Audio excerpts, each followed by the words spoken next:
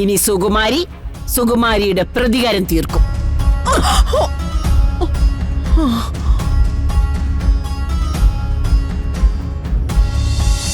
അന്ന് ജയഭാരതി കിരീടം വെക്കാത്ത റാണിയല്ലേ?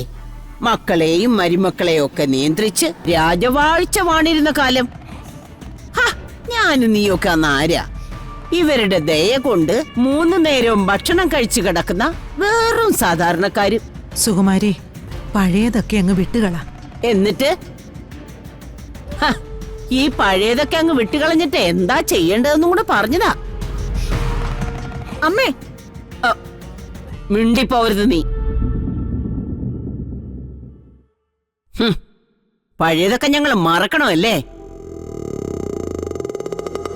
എന്നും ഏതു നേരവും എന്നെയും എന്റെ മോളെ ആക്ഷേപിച്ച് സംസാരിക്കുമ്പോ ഞങ്ങളുടെ മുന്നിൽ ഇങ്ങനെ പഞ്ചപുച്ഛം അടക്കി നിൽക്കേണ്ടി വരുമെന്ന് കണിമംഗലം ജയഭാരതി കരുതിയില്ല അല്ലേ? നിങ്ങളുടെ അഹങ്കാരം കാരണമാ ഇങ്ങനെയൊക്കെ സംഭവിച്ചത്. ദൈവം നിങ്ങൾക്ക് തന്ന തിരിച്ചടിയാ മറ്റുള്ളവരുടെ തലയിൽ ഇടുത്തിയായിട്ട് വീണത്.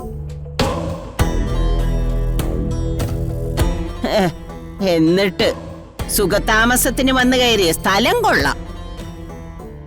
ഇതേതാ സ്ഥലമെന്നറിയാവോ? ആറ്റുവാശ്ശേരി. ഈ ഇരിക്കുന്നതേ സുകുമാരിയുടെ കട്ടില്ല. ചവിട്ടിയിരിക്കുന്നത് സുകുമാരിയുടെ തറയില്ല. നാണമില്ലേ തള്ളേ നിങ്ങൾക്ക്? പട്ടിണി കിടന്ന് ചത്താ പോലും ഇത്തിരി അഭിമാനം ഉണ്ടെങ്കിൽ നിങ്ങൾ ഇങ്ങോട്ട് കയറി വരാൻ പാടുണ്ടോ? പ്രിയങ്കേ, എന്തൊക്കെയാടി നീ മുത്തശ്ശിയോട് പറയുന്നേ? ആരുടെ മുത്തശ്ശി? ഇവരെയൊക്കെ എന്തിനാ ഞാൻ ബഹുമാനിക്കാൻ നിൽക്കുന്നേ? പിച്ചെടുക്കാൻ വന്നല്ലേ? പേരക്കുട്ടി കയറി വന്നതിന്റെ പിന്നാലെ കൈനീട്ടി വന്നല്ലേ? അപ്പൊ ആ മുറ്റത്തിന്റെ ഒരു അറ്റത്ത് നിർത്തണം. അതാ ചെയ്യേണ്ടത്. ജയഭാരതി, ഈ കുടുംബത്തില് എന്റെ ആറ്റുവാശ്ശേരിയില് അങ്ങനെ അങ്ങ് നിൽക്കാൻ പറ്റത്തില്ല. ഇപ്പൊ ഇവിടുന്ന് ഇറങ്ങിപ്പോയിക്കോണം.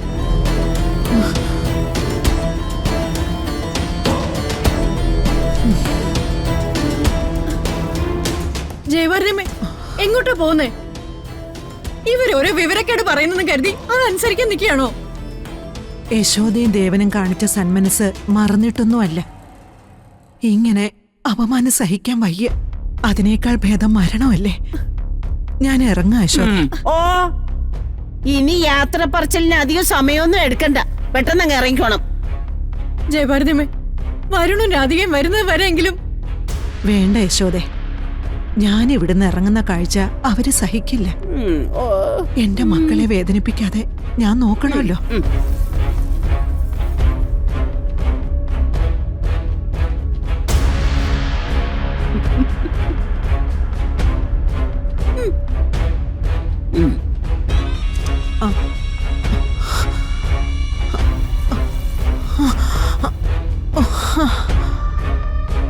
കണിമംഗലത്തെ മഹാറാണി എന്ന് നിൽക്കണം. എന്റെ മുത്തശ്ശിക്ക് എന്തോ നിങ്ങളോട് സംസാരിക്കാനുണ്ട്. ഓർമ്മയുണ്ടോന്ന് അറിഞ്ഞൂടാ. കണിമംഗലത്തെ അകത്തളത്തിൽ വെച്ച് എന്റെ ഈ ചെകിട്ടത്ത് നിങ്ങളൊരടി അടിച്ചു. അത് തിരിച്ചു തരാൻ ഇതിലും നല്ലൊരു അവസരം ഇനി എന്റെ മുമ്പിൽ വേറെയില്ല. പോകുമ്പോഴേ അതും കൂടി അങ്ങ് കൊണ്ടുവയ്ക്കോ. അമ്മേ, അങ്ങനെ ഒരു മഹാഭാവം ചെയ്യരുത്. ഇവരെന്നെ ചെയ്തപ്പോ അത് ന്യായം, ഞാൻ ഇവരെ തല്ലുമ്പോ അത് മഹാപാപം. ആയിക്കോട്ടെ. ഞാൻ കണിമംഗലം ജയഭാരതിയെ കൈനീട്ടി തല്ലുന്നത് മഹാപാപമാണെങ്കിൽ ദേ ആ പാപം ചെയ്യാൻ തന്നെയാ എന്റെ തീരുമാനം. അതിന്റെ പേരിൽ ഇനി എന്ത് ശിക്ഷ കിട്ടിയാലും ഞാൻ അനുഭവിച്ചോളാം. അമ്മേ, അങ്ങനെ ചെയ്യാൻ ഞാൻ സമ്മതിക്കില്ല. മാറി നിൽക്കേ യശോദേ. നിന്നോട് മാറി നിൽക്കാനാ പറഞ്ഞത്. എന്നെ ഇതിനകത്തിട്ട് തല്ലിക്കൊന്നാലും ശരി, ജയഭാരതി അമ്മയുടെ ശരീരത്തിൽ തൊടാൻ ഞാൻ സമ്മതിക്കില്ല. അയ്യോ ദൈവമേ, നിങ്ങൾക്ക് നേരെ കൈ ഉയർത്തുന്നത് ഒരുത്തിക്ക് സഹിക്കാൻ പറ്റുന്നില്ലെങ്കിൽ അവളുടെ ഗതിയെ ദേ അതാ.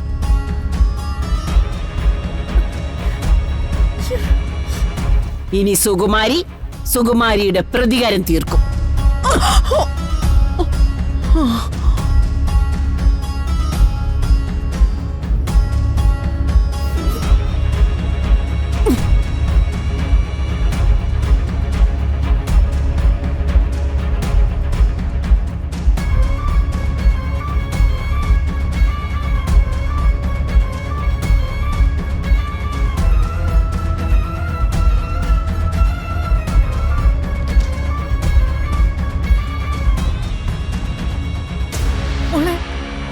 ഇവര് മുത്തശ്ശിയെ മനസ്സിലായമ്മേ. പ്രിയേ, നീയും മുത്തശ്ശിയും പ്രതികാരം ചെയ്യാൻ ഇറങ്ങി തിരിച്ചാണെന്ന് എനിക്ക് മനസ്സിലായി.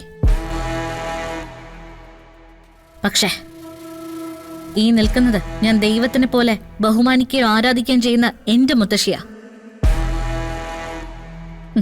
സ്വന്തം കുടുംബത്തിനെ കുറിച്ച് ഇവരെ അഭിമാനിച്ചിട്ടേ ഉള്ളൂ, അല്ലാതെ അഹങ്കരിച്ചിട്ടില്ല. സ്വന്തം കുടുംബത്തിന് വേണ്ടി ഇവര് പ്രാർത്ഥിച്ചിട്ടുണ്ട്, അല്ലാതെ പകരം വീട്ടാൻ പോയിട്ടില്ല. കണിമംഗലത്തെ ജയഭാരതിയുടെ ദേഹത്ത് കൈവച്ചിട്ട് ഒരൊറ്റൊരാളും ഇവിടുന്ന് ജീവനോട് പുറത്തു പോയില്ല.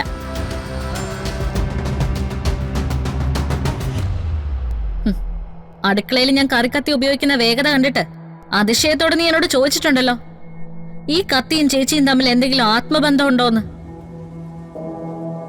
ഉണ്ട്. രാധിക കത്തി കയ്യിലെടുത്താല് രാധികയുടെ തീരുമാനം എന്താണോ അത് കത്തി അനുസരിക്കും. മര്യാദയ്ക്ക് നിന്റെ മുത്തശ്ശിയും വിളിച്ചിവിടുന്ന് ഇറങ്ങിക്കോ, ഇല്ലെങ്കിൽ ചീന്തിക്കളഞ്ഞല്ലാണ്ട് നീ. മുത്തശ്ശി, പ്രായത്തിന്റെ പേരില്, വെറും പ്രായത്തിന്റെ പേരില് ഇപ്പോഴും ഒരു തടസ്സം എനിക്ക് കിടക്കുന്നുണ്ട്. പക്ഷെ ഇനിയൊരു വാക്കോ ദാ ഈ നിൽക്കുന്ന കണിമംഗലത്തെ മുത്തശ്ശിക്ക് നേരെ എന്തെങ്കിലും ഒരു പ്രവൃത്തിയോ ഉണ്ടായ പിന്നെ ഞാനൊന്നും നോക്കില്ല, ഒന്നും.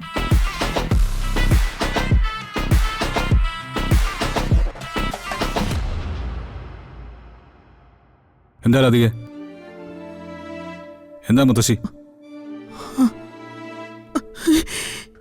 മോനെ,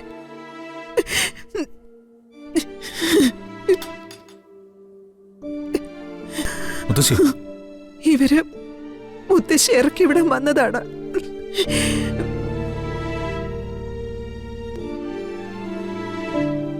നമുക്കിനി ഇവിടെ നിൽക്കേണ്ട മുത്തശ്ശി, നമുക്കിറങ്ങാം. ഇറങ്ങാനോ? എങ്ങോട്ടേക്ക് ഇറങ്ങാൻ? എങ്ങോട്ടാണെന്ന് തീരുമാനിച്ചിട്ടൊന്നുമില്ല. പക്ഷേ എന്റെ മുത്തശ്ശി അപമാനിക്കപ്പെടുന്ന ഒരു സ്ഥലത്ത് ഒരു നിമിഷം പോലും എനിക്ക് നിൽക്കാൻ പറ്റില്ല. മോനെ, ഒരു നിമിഷം ഒന്ന് നിക്ക്.